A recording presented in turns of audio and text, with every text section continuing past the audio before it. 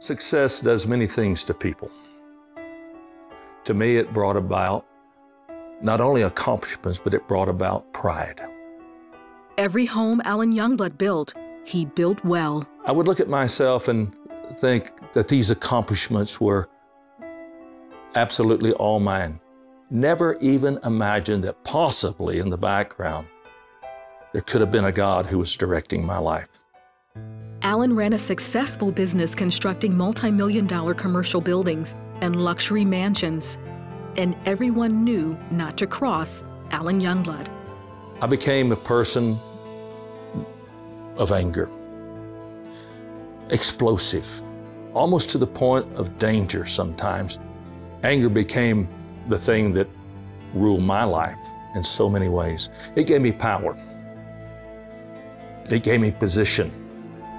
And even though Alan went to church, his beliefs kept him far from God. The way I saw God was that He was a God that knew everything that I did and saw every sin that I ever committed, and possibly writing them down in a book in heaven. I found it impossible to love a God who was out to get you. Then one night on New Year's Eve, Alan went to church. As he stood at the communion rail, he says his soul was transported to another place, where he heard a voice that sounded like rushing waters.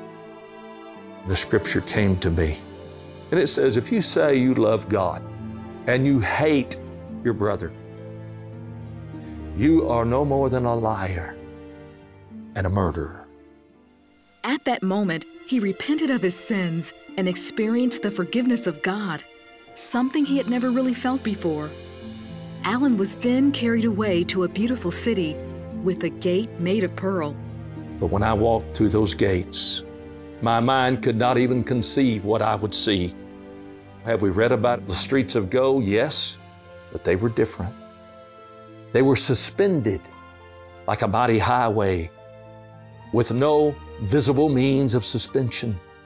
As I neared that area, I saw cascading out of the throne of God a massive waterfall from which I believe flows the river of life.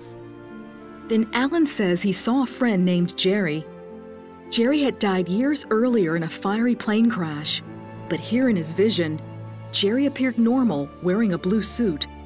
He turned and he held his hand and pointed toward the top of the platform of the throne of God. I thought, oh, am I going to see God? A few moments later, Alan says he was standing as he had been at the front of the church. Alan's wife, Barbara, remembers what happened. I didn't know what he was doing.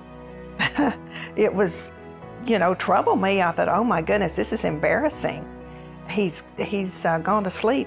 I said, honey, I did not go to sleep. And I can't tell you what happened to me until some other time. For days after his heavenly encounter, Alan continued to be affected by what he remembered. His whole attitude was one of softness. The hard look that he had was gone. Alan began to speak publicly about his experience in heaven. At one meeting, he saw the widow of his friend Jerry, the man in the blue suit that he had seen in heaven. As Alan described the scene, Jerry's widow spoke up. She revealed she had given the blue suit to the funeral director to put into the coffin, even though her husband's body had been so badly burned. That suit was the same suit Alan says he saw Jerry wearing in heaven. That's when Alan realized why he had seen his friend in heaven. To go back home, to tell one woman, there is a God, there is a heaven, there's life after death, and Jerry's there. Alan continues to tell others that heaven is real in a new book called Voice of Many Waters.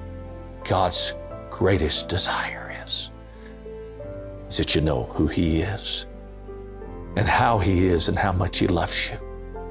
It's impossible not to fall in love with Him when you really begin to have that relationship, the greatest relationship you will ever know.